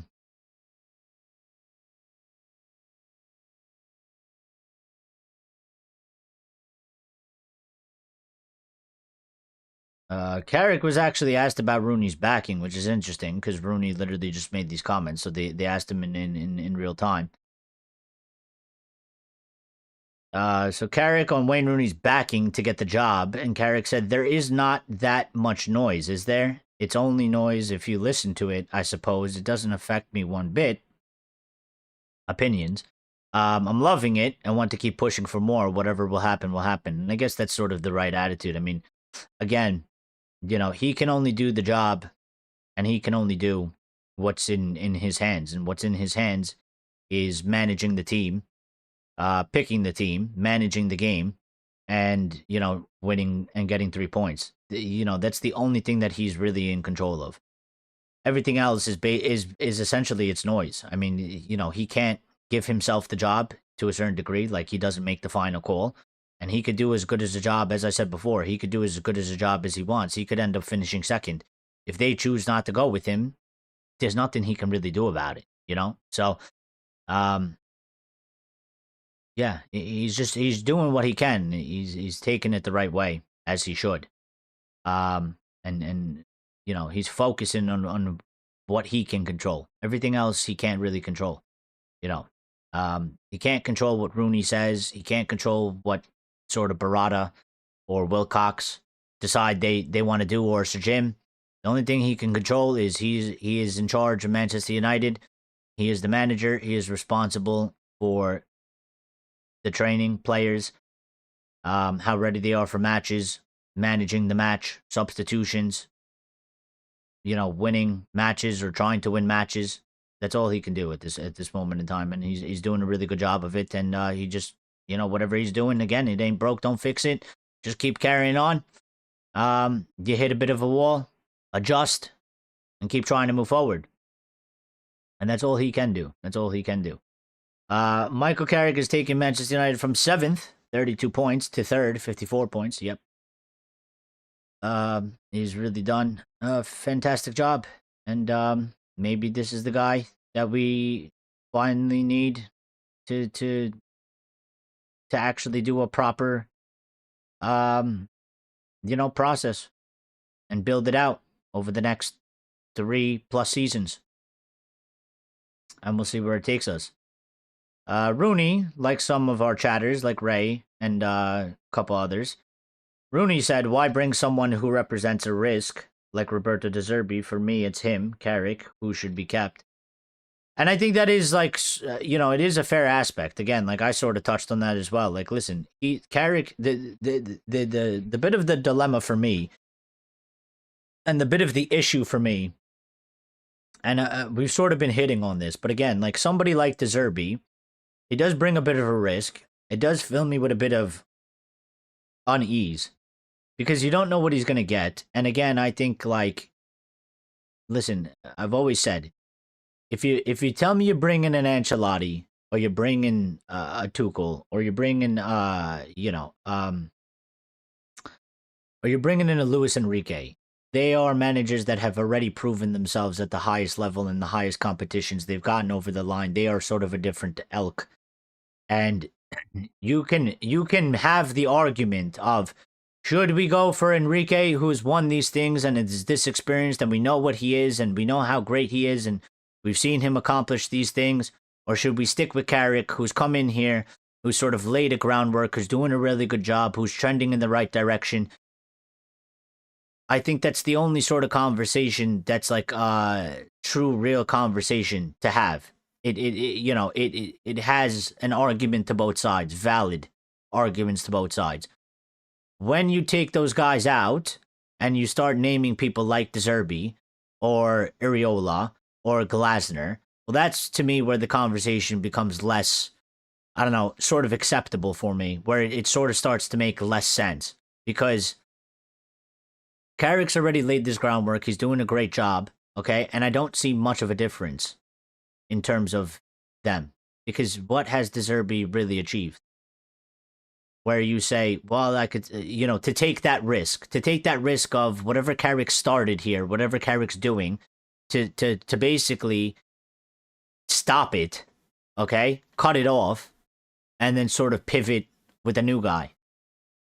To me, it doesn't really make sense. Doesn't make sense because it could quite easily go backwards. And they haven't accomplished the things to the level that these other guys have accomplished, where you would have really good confidence in that they're going to take what Carrick laid and, sort of just continue to go forward with it. Okay, I can see somebody like the Zerbi kind of coming in, taking what Carrick has started and laid down, and sort of just changing all that, and we'll lose all that, and either he'll find his own way or it'll end up in a disaster again. So, Grace says the low man of the match. You wish. You wish. I kind of feel bad for him because he had 2 opportunities to score goals and completely fucked him up. And people already hate on him, so they're just looking for anything to get on his back. But I kind of get angry because I'm like, out of all the players, why is our fucking right back? Why is our right back in the position with those balls? Our attackers should get those balls. But I mean, yeah. Carrick's arrival, since Carrick's arrival, Manchester United has earned 22 points, 7 wins, 1 draw, 1 loss, more than any other team in the Premier League, and that's what I'm saying. Like he can't do any better position. He can't do any better than that. Grace is exactly why is our right back in the striking position. I don't know. I mean, listen, we'd like for him to get involved in the attack. Just in that specific 2 scenarios, I would like not my right back to get the ball there. I would like one of the attacking players to get it. Cunha and Buemo, Diallo. Obviously, I'd prefer any one of them to have it because that's their job, right? Is to score. I mean, if our right back or our left back can get a couple goals, okay, doesn't hurt. It's great. But when they fuck up and miss, I'm like, I could see it happening. I mean, it's not really the number one thing to do, is it? I expect more of them to help with the build-up, at the very least, and at the very minimal, put in some fucking good crosses into the box. Dillo is better than Sesko. Only in his dreams. Only in your dreams, Grace. Only in your dreams. Ugarte played well. When did he play well? What was he on for? Like 10 minutes or so? To be honest, I didn't really see because I had to set up the show and I sort of missed the last 8 minutes. I was kind of going back and forth, so I didn't really I actually didn't even see him touch the ball because I wasn't really paying attention at that point. To me, we were 3-1 up. It was like 8 minutes of injury time, and I was just like, all right. Bruno on David Beckham saying, we're talking about one of the best players, one of my favorites, probably the favorite. Is my childhood sort of hero growing up. So I'm pleased to have broken the record. It's not going to change what I really want, but being right up there with the player everyone looked up to for his passes and crosses makes me happy. I'm happy for Bruno that he did that.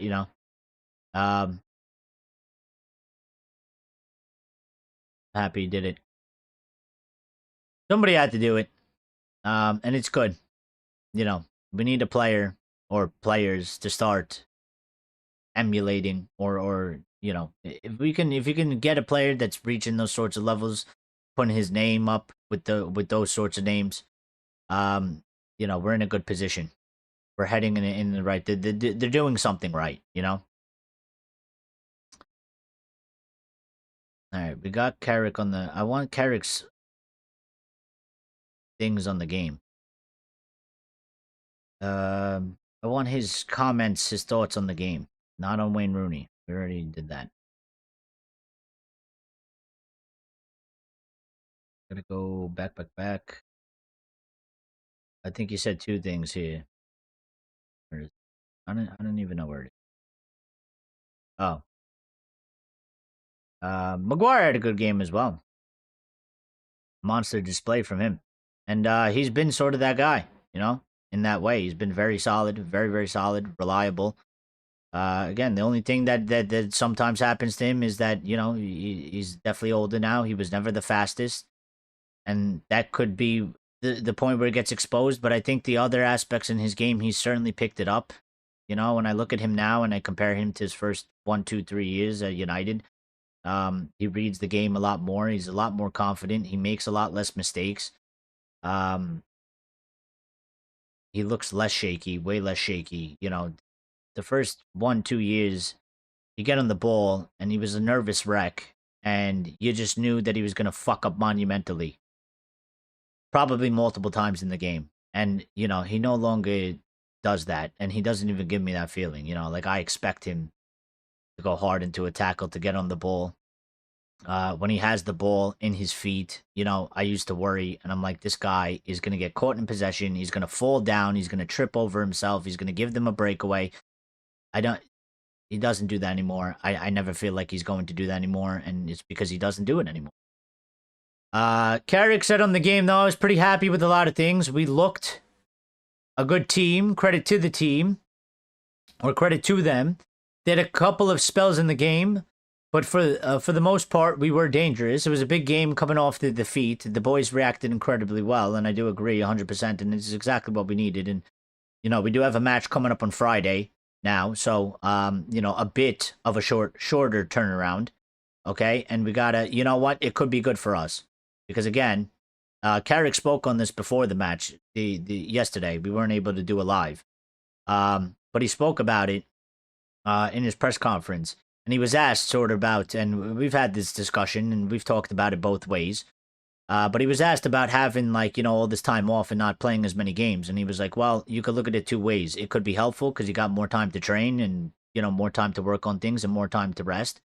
But also on the flip side, it could be a bit harder to keep the momentum going from match to match. And we've talked about that. And he said, listen, there's nothing you could do about it. We're playing less matches, so you just got to take it as it is and try and make the most of it. And so, we just had a very good performance, a very good response. And, we passed the challenge on this one. And the next match is coming on Friday. So, 5 days. So maybe it'll be to our benefit in that we'll have to wait a couple of days less. We'll carry this momentum, this feeling into that game. We'll go get that job done. And it'll be just one less match that we have to worry about, one step closer to absolutely securing Champions League, where, it's done and it's not a conversation anymore, and we know where we stand, and we can then start looking past sort of, the season standings and looking much more into next season. Grace has given us her play ratings. Lemons a 6, Shaw a 5, Maguire 6, Euro 6, Delo a 12, Casemiro 6, Mano a 5, Bruno a 7, Ahmad a 4, and Buemo a 4, Cunha a 6, and Sesko a 6, and Ugarte a 5. Lucky says replace Ugarte with Mateus Fernandes. He's Portuguese, West Ham. Yeah, I think that's a deal that we could do. Especially if they get relegated. By the way, what's going on in the game? Because nobody's updated me on the score. But Liverpool are winning 1-0, which I sort of expected for them to win the game, although I kind of felt like Tottenham, with the way they're going, they get smashed. Quick look at the standings as it stands now. 1-0, yes, thank you, Grace. City are on 61. We're not catching Arsenal. Way too far off now. There's not enough games. Mathematically, I guess, but it ain't gonna happen. So City's on 61. We're on 54. So we are what is that? 7 points off of them. I don't think we'll actually be able to get to second, but they are dropping points here and there, and we are in very good form. We are the best performing team. We're 7-1-1. We are the best performing team in 2026. and we have made up massive ground. Okay, Liverpool, as it stands right now, if they get these 3 points, and they've been given the points because they are leading, they'll be on 51, and they've jumped into fourth on goal difference because they got a +10 and Villa's got a +3. They'll be tied with Villa on points though, because Villa has 51. Chelsea has 48. Okay, so we have, we need a little bit more of a cushion. Okay, because it's not enough. I mean, we have 8 matches left. Everybody's got 8 matches except for Arsenal. They have 7 because they played one more match than everybody else. Which, by the way, I don't know how they've done that. And Brentford's played 29, so I don't even know how does that work. How has Arsenal played one? Oh, I guess because they just won't play at one point. I don't know. I don't know how that works, but um,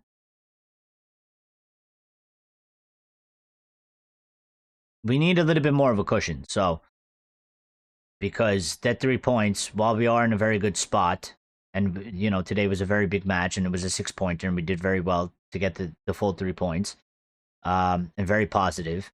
Those two teams are still sort of right up our arse, as they say. So hopefully at some point, maybe next week, we could get a win, and maybe they drop some points, and we'll just get a bit more of a cushion, a bit more of a safety net. I would like to pull away from them, in the next couple matches. I don't want to leave it late. I don't want us to leave it sort of down to the wire. I don't want it to go down to the last two or one game. I would like to be able to pull away from them in the next, 2 or 3 matches. So hopefully that can happen. Rashford didn't come off the bench for Barcelona today. I hope they still buy him. Interesting. Maybe he wasn't like fit or something. I haven't really been following Barcelona and really him. So, but I mean, he has been doing well there, and by all indications of reports, they want to keep him. They like him, and he's willing to take a pay cut for them, and he wants to stay there. So I can't imagine, that they've sort of just don't want him anymore just like that. Maybe had an injury, maybe, hopefully not. But I mean, we did have instances where he maybe missed training or he showed up late.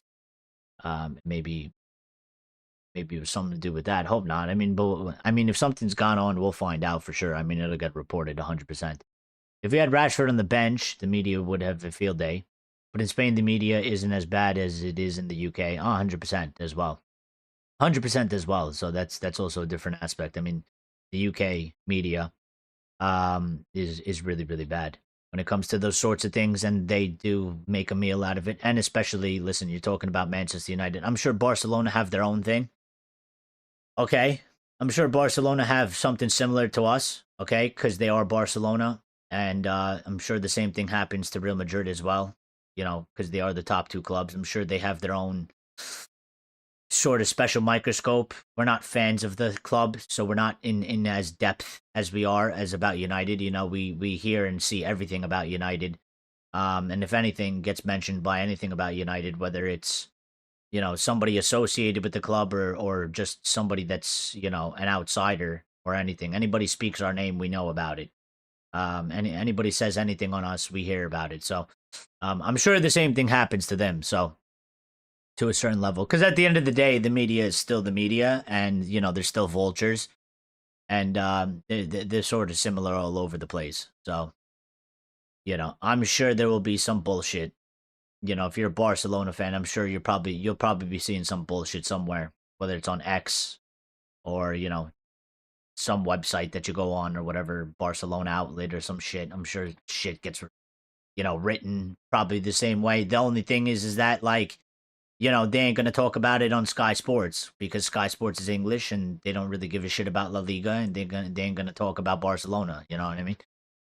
But they'll talk about Manchester United because it gets them the clicks.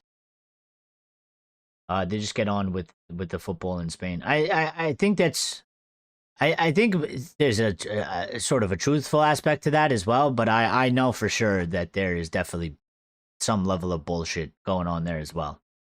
I think maybe to us, because again, we're fans of the Premier League, we're fans of English clubs, so we're not in the trenches in Spanish football that the way that we are in the Premier League.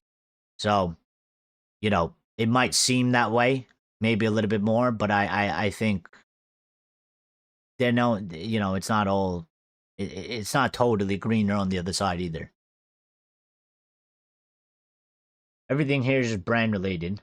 Well, but definitely more commercial for sure.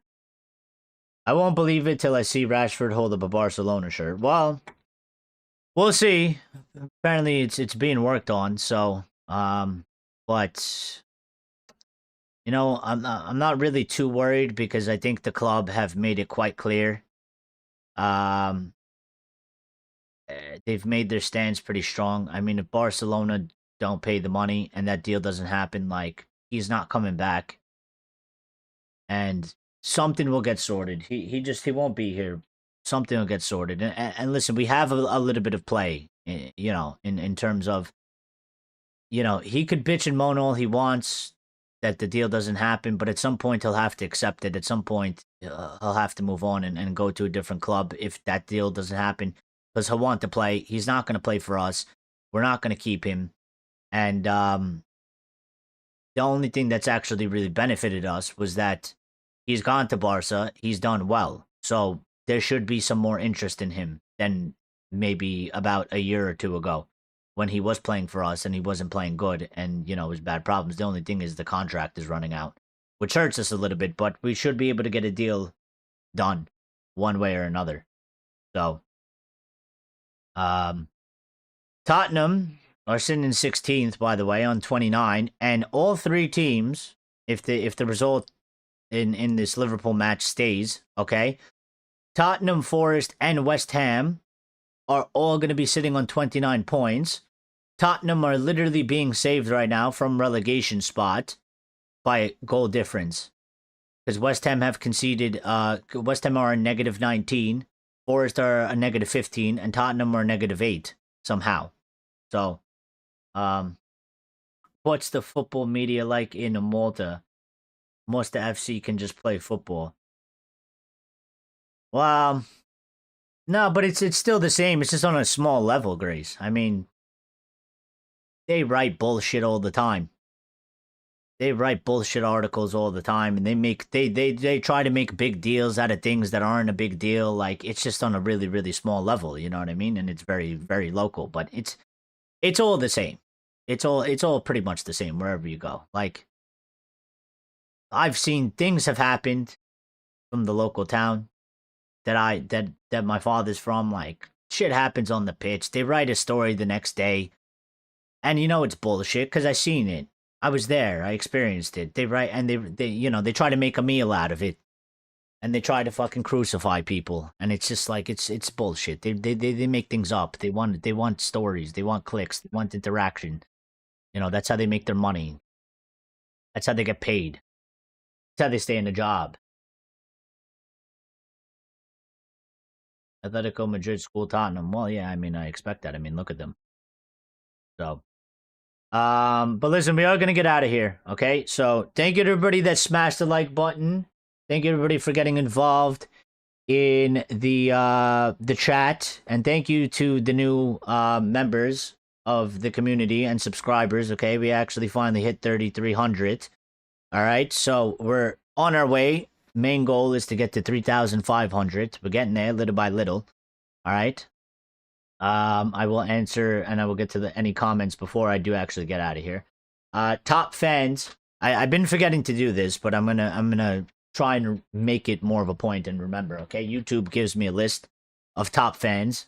I think it's by interaction. I don't know what it is actually. I don't know if it's by comments. I don't know if it's by watch time. Maybe it's a little bit of everything. I actually don't know how they classify this, but we do top 3, okay? Because it lists as many people as there is, but we do top 3.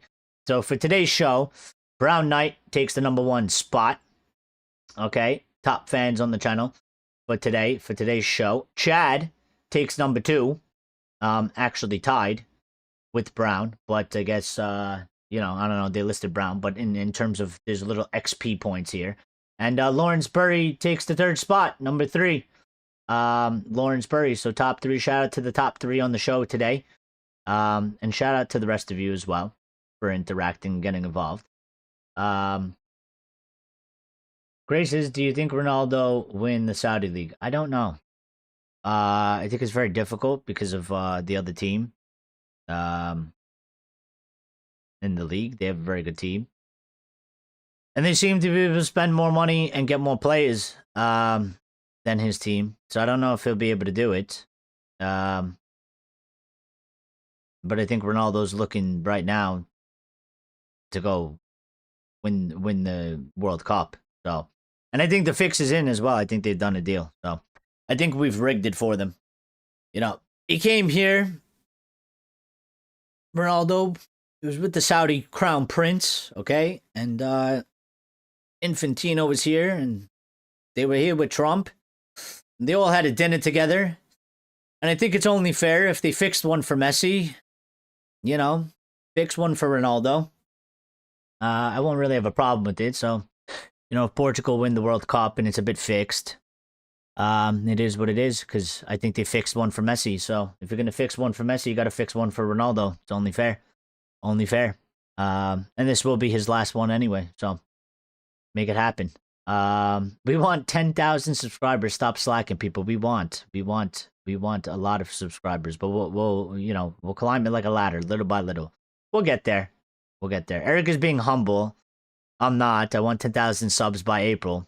Well, if we get 10,000 subs by April, I'll do 10 backflips on stream, and I can't even do a backflip. So it'll literally just be me smashing my face into the ground, basically. But yeah, that would be some crazy, wild stuff if we could do that. Ronaldo and Al Nassr are top, are they? Okay. Well, listen, if they're top, then they're in the position. Get the job done. So, you know, be good for him. He wants that as well. He did. I don't know. I haven't really. I don't follow the Saudi league, and I you know, I don't really care. Too much. Like that. Like, you know, I see a clip or two of him scoring some goals, but that's about it. I mean, I could care less really about the Saudi league. But he'll break the goal scoring record. That I have no doubt. He'll get the 1,000. 100%. And if he wins the Saudi league, you know, it's just another one. He'll obviously want that, his name, so he could say he won everywhere he's gone. But he didn't win in Italy, did he? So almost everywhere he's gone. And then he's looking to do the World Cup, obviously. He's got the Euro in his bag already. And I think Portugal have a very good chance. They have a very, very strong team. I mean, I don't really rate Roberto Martinez. I think he's a choker.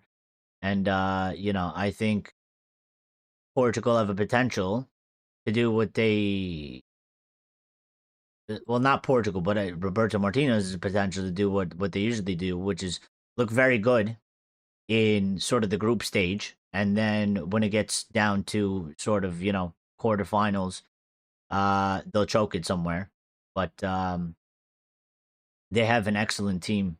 You know, they have a really, really strong team. Very, very good players. Very good depth.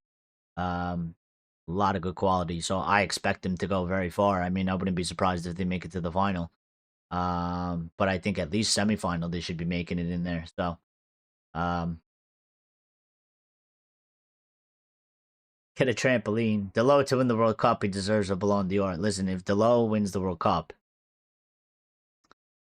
it'll be hilarious, Grace, because you can hold it over everybody that's ever said he's crap.